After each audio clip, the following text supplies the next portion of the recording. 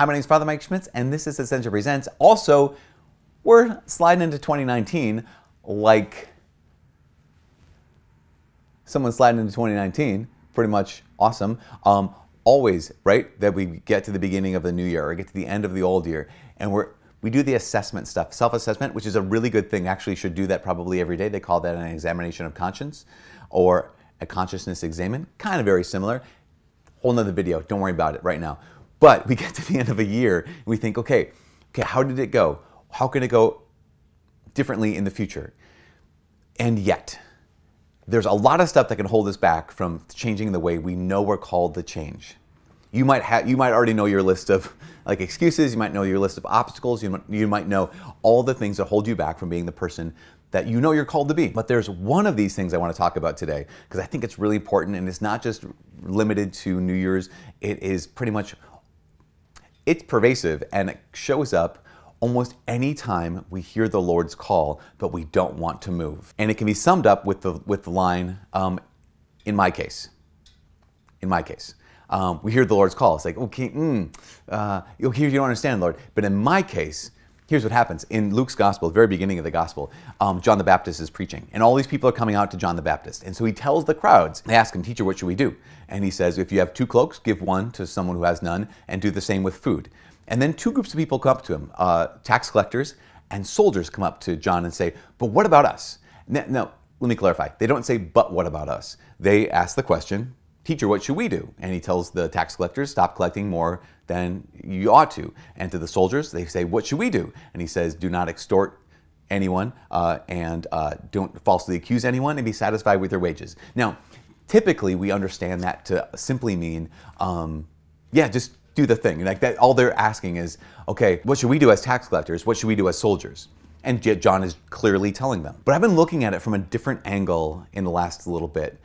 The angle was, what if the tax collectors, what if the soldiers were coming up to John and saying, okay, I understand that they're all called, all those people are called to give away, the extra cloak, they're called to give away the extra food, but like, we're tax collectors. What about us though? Because in our case, it's really hard. For example, and he says, don't take in, don't stop collecting more than's prescribed, he says. I imagine you'd have a tax collector who says, well, John, I get it. Like, I get it. For most people, that would be nice. But you don't understand that our job is kind of based off of, we collect a certain amount for the emperor, we collect a certain amount for the local rulers. If we don't collect more than we're prescribed, we don't get to live kind of like stable lives. So in our case, John, we're the exception.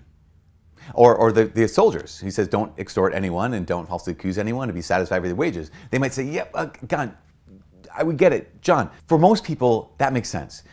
But you don't understand. In our case, we have to extort because that's the only way we're so far from our homes, we're so far from our families, we need to actually get some extra cash in order to send it back to our home. So in our case, it's what I call exceptionism.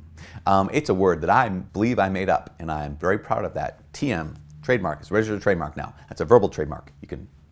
So exceptionism is this idea that, well, I understand that most people are called to X, whatever X is. But you don't understand. I'm the exception. In my case, I can't do this thing. I can't be expected to do this thing because I'm the exception. We have all been called by Jesus to pray. Well, yeah, no, I understand. That's really important to pray, and you know how to make time for that. But you don't understand. In my case, I am so busy that I don't really have any time to pray. We know that we're called to tithe. We're called to give, to support, like the church, support the good works around us. I understand that, but in my case, I'm the exception.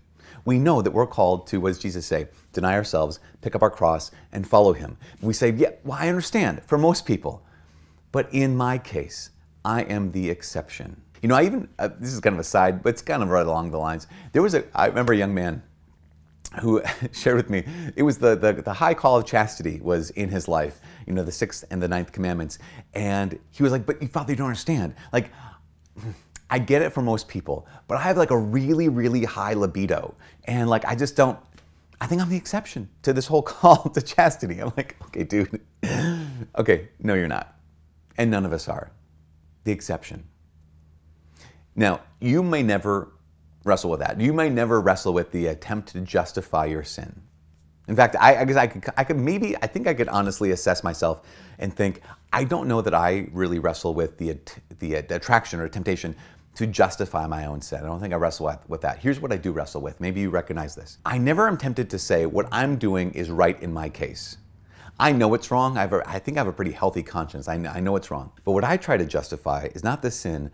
What I try to justify sometimes is my not doing anything about the sin. Does that make sense? It's not that I think like, oh, well, the sins I do are fine. In my case, they're fine. It's more like, well, in my case, it just, to stop now would be, I don't know, too difficult. Or to start doing the virtuous thing. Like, I know I'm called to deny myself, pick up my cross, and follow you, Jesus. And yes, absolutely, I'm not the exception. But you just understand, right now is not the right time. Right now, there's obstacles.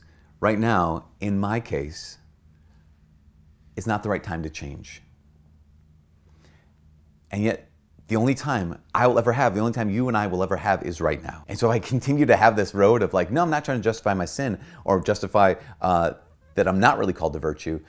I'm just trying to justify my unwillingness to change. What's going to happen is that now is going to run out. Because when now becomes then, you just get another now.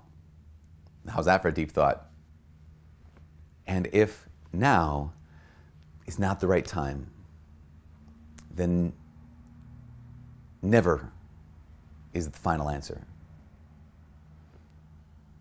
I don't want to give in to this temptation towards exceptionism. I don't want to say, Jesus, I know you're calling me to be yours and to conform my heart to you and to like fully follow you with my whole everything. But in my case, it's just fill in the blank. What's the excuse? I'm the exception. You're not the exception, and neither am I. You've been called, and you're given the grace right now to do exactly what you need to do right now. Start off 2019 with power, the power that comes from God. I'm saying, okay, Lord, right now, I'm no longer the exception. Right now, I never will ever say, in my case, right now is the time to realize you are called. Just say yes, right now. From all of us here at Ascension Presents, Merry New Year. God bless you.